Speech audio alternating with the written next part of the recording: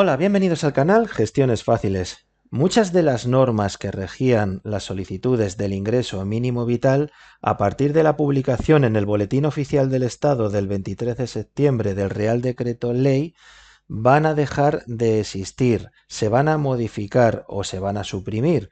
Pero no solamente eso, sino que a partir de ahora la tramitación por parte del INS de las solicitudes del ingreso mínimo vital también se modifican. A partir de ahora, lo primero que van a mirar de cada una de las solicitudes es lo concerniente a los ingresos y al patrimonio, para buscar a las personas que efectivamente sean las vulnerables. Por eso, en este vídeo vamos a analizar qué ingresos y qué patrimonio son los que deben aparecer. Atento al vídeo.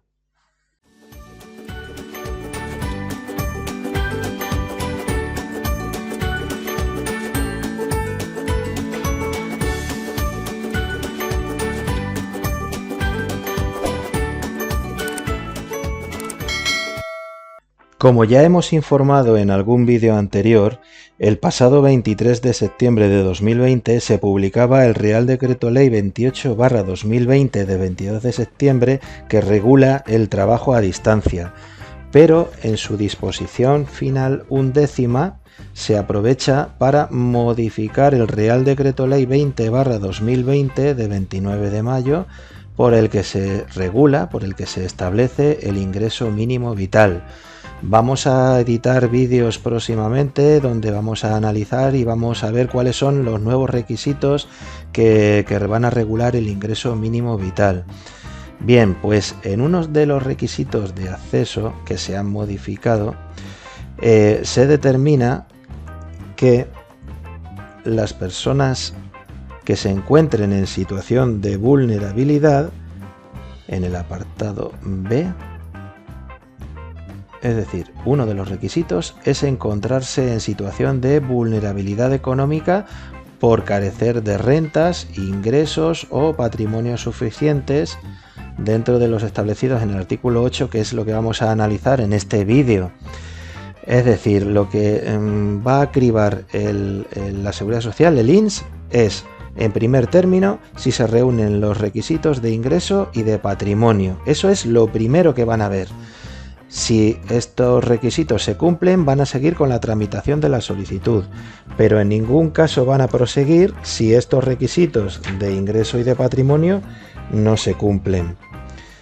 Bien, más abajo, el Real Decreto Ley determina que los ingresos, los requisitos de ingreso y patrimonio que se establezcan, los van ellos a contrastar con, entre otros organismos, la Agencia Estatal de Administración Tributaria, las Haciendas Tributarias Forales de Navarra y de los territorios del País Vasco, y también con otros organismos o con otras haciendas públicas, como pueden ser el Catastro, la Dirección General del Catastro.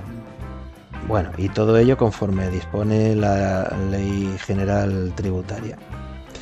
Es decir, nosotros en principio no tenemos que aportar la prueba, no tenemos que acreditar documentalmente que tenemos estos ingresos o este patrimonio, sino que lo que pongamos nosotros en la solicitud, el INS lo va a contrastar con lo que disponga la Agencia Tributaria, el Catastro, etcétera.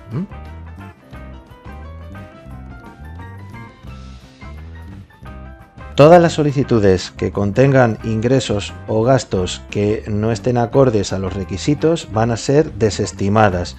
Por tanto, es muy importante saber qué ingresos y qué gastos debemos poner. Para aquellos que vayan a presentar la solicitud, para que lo pongan desde el primer momento de una manera correcta, y para aquellos que ya la habéis presentado pero creáis que algo está mal, para que podáis subsanarla, para que podáis modificarla. Por eso es muy importante que prestéis mucha atención a lo que vamos a decir en el vídeo de los ingresos y del gasto. Atentos.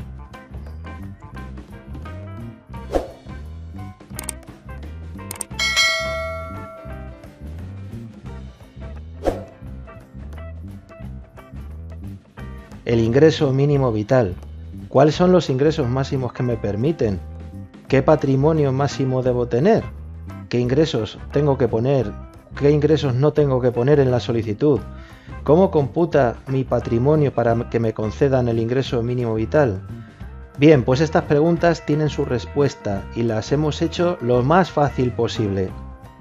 El apartado de ingresos y patrimonio de la solicitud es el más complejo y el que más preguntas ha suscitado en este tiempo.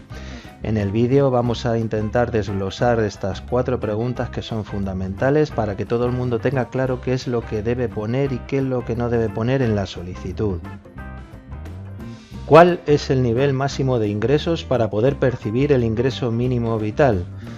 Existirá derecho a percibir este ingreso mínimo vital siempre y cuando los ingresos de la persona o de la unidad de convivencia sean inferiores a la renta garantizada. De este modo, los ingresos mensuales máximos deben ser menores a 462 euros en el caso de una persona adulta que viva sola y se incrementarán otros 139 euros más al mes por cada persona adicional adulta o menor que conviva en la unidad de convivencia hasta un máximo de 1.015 euros al mes. En esta tabla se reflejan los casos más habituales.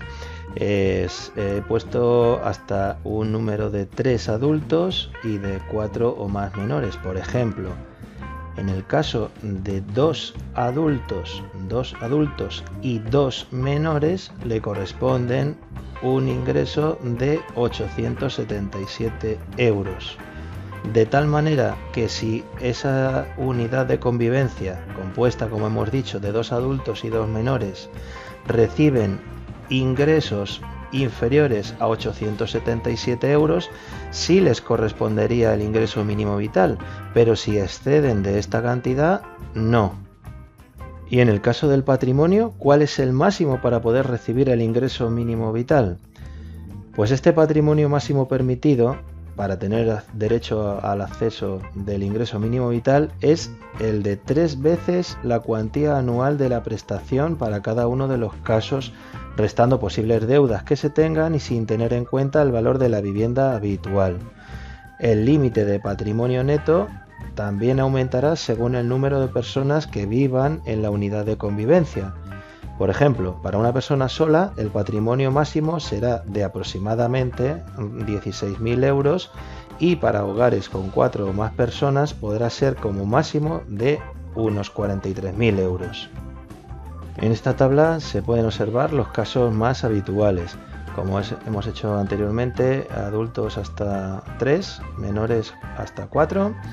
Por ejemplo, una unidad de convivencia compuesta de 2 adultos y 2 menores deben tener un patrimonio inferior a 36.551 euros, porque si exceden de este patrimonio no tienen derecho al ingreso mínimo vital.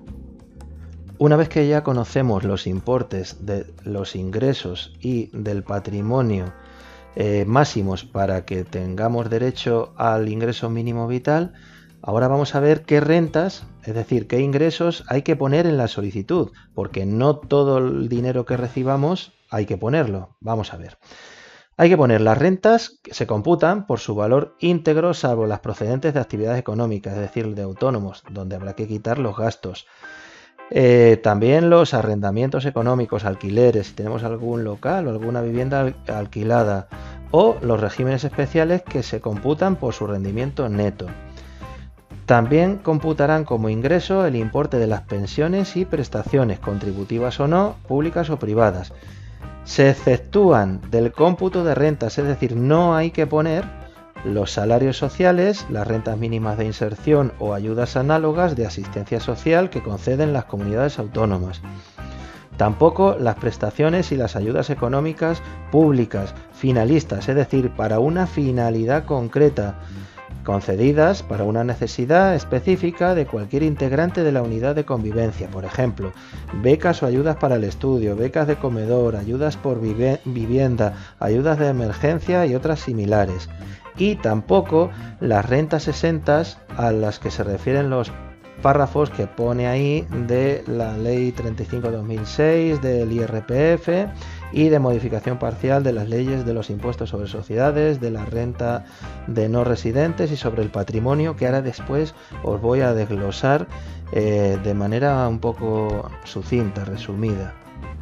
Voy a resumir las rentas, es decir, los ingresos que no hay que declarar, que no hay que poner en la solicitud. Las ayudas de cualquier clase percibidas por los afectados del virus del VIH, las pensiones reconocidas en favor de personas que sufrieron lesiones como consecuencia de la guerra civil, las indemnizaciones que también se han contraído por contratos de seguro de accidentes, las prestaciones económicas percibidas de instituciones públicas con motivo del acogimiento de personas con discapacidad, de mayores de 65 años o de menores, incluido el acogimiento. Las ayudas económicas otorgadas por instituciones públicas a personas con discapacidad con un grado de minusvalía igual o superior al 65% o mayores de 65 años para financiar su estancia en residencias o centros de día. Las becas públicas, las concedidas por entidades sin fines lucrativos, las prestaciones por desempleo reconocidas por la respectiva entidad gestora cuando se perciban en la modalidad de pago único. Las indemnizaciones que recibamos de las administraciones públicas por daños personales que hemos sufrido como consecuencia del funcionamiento de los servicios públicos. Las prestaciones percibidas por entierro o sepelio con el límite del importe total de los gastos incurridos. Ayudas económicas a las personas con hemofilia u otras coagulopatías que hayan desarrollado hepatitis C como consecuencia de haber recibido tratamiento con concentrados de factores de coagulación en el ámbito del sistema sanitario público. Los ingresos por la aplicación de instrumentos de cobertura cuando cubran exclusivamente el riesgo del incremento del tipo de interés variable de los préstamos hipotecarios destinados a la adquisición de la vivienda habitual. Las prestaciones económicas establecidas por las comunidades autónomas en concepto de renta mínima de inserción. Y ayudas concedidas a las víctimas de delitos violentos y contra la libertad sexual y las ayudas de medidas de protección integral contra la violencia de género y las demás ayudas públicas satisfechas a víctimas de violencia de género. Todas estas, aunque hayamos percibido algún tipo de ingreso, no hay que computarlas, no hay que ponerlas en la solicitud. Hay que sumar todos los rendimientos mensuales de todos los integrantes de la unidad de convivencia, no solamente del solicitante.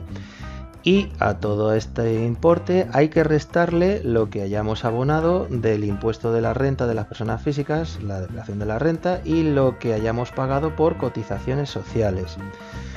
Muy a tener en cuenta es que excepcionalmente y cuando no sean beneficiarios de prestaciones o subsidios de desempleo y a los exclusivos efectos del cómputo de rentas, se podrán presentar solicitudes en aquellos supuestos de vulnerabilidad económica que se hayan producido durante el año en curso, es decir, durante este año 2020. Una vez finalizado con el apartado del ingreso, vamos ahora a estudiar la cuestión del patrimonio. ¿Qué patrimonio hay que poner en la solicitud? Bien, patrimonio es la suma de los siguientes activos no societarios, es decir, que no pertenezcan a sociedades.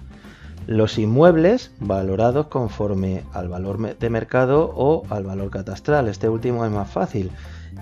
Atención, excluida la vivienda habitual, es decir, nuestra vivienda habitual no cuenta a la hora de realizar el patrimonio. Muchos de vosotros me habéis preguntado que cómo podía saber el valor de mercado o el valor catastral de su vivienda. No hay que ponerla, no entra, consta como patrimonio. Bien, también forman parte del patrimonio las cuentas bancarias y de depósito por su valor a 31 de diciembre, claro.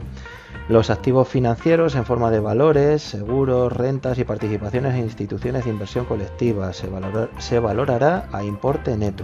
Es decir, si tenemos algo en bolsa, participaciones de distintas sociedades, etc. Las participaciones en planes, fondos de pensiones y sistemas alternativos similares. Ojo, se excluyen del cómputo del patrimonio, como ya hemos dicho, la vivienda habitual y el patrimonio societario neto, que se define como el valor de las participaciones en sociedades en las que participe de forma directa o indirecta cualquiera de los miembros de la unidad de convivencia.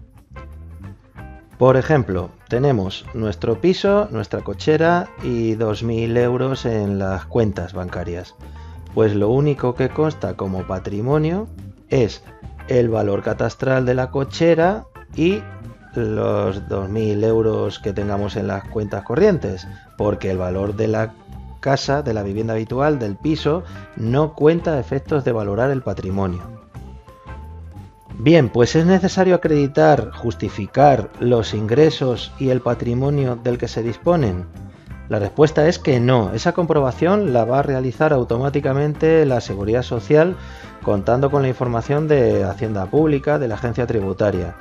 De hecho, una vez acreditados los requisitos de edad y tiempo de residencia legal en España, la Seguridad Social comprobará con los datos de los que ya dispone los ingresos y el patrimonio del solicitante y calculará la prestación, el importe correspondiente. Una vez que ya hemos ajustado los ingresos, esto sí, esto no, nuestro patrimonio, este inmueble sí, la cuenta también, esto no, ¿será necesario haber hecho la declaración de la renta para poder solicitar el ingreso mínimo vital? Bien, pues la respuesta es que no, no hace falta. Basta con cumplir los requisitos básicos que ya hemos explicado. De la comprobación de los datos correspondientes a los ingresos y al patrimonio, como también hemos dicho, se encargará de oficio la Seguridad Social. Bien, pues ya conocéis todos los entresijos correspondientes al apartado más complejo de la solicitud de ingresos y de patrimonio. Espero que este vídeo os haya resultado de utilidad, para lo cual os sugiero que os suscribáis al canal, pinchéis a la campanita para estar informados puntualmente. Si tenéis a bien, darle un like y compartir el vídeo con quien vosotros creáis que les pueda ser de utilidad. Sin más, me despido, hasta la próxima.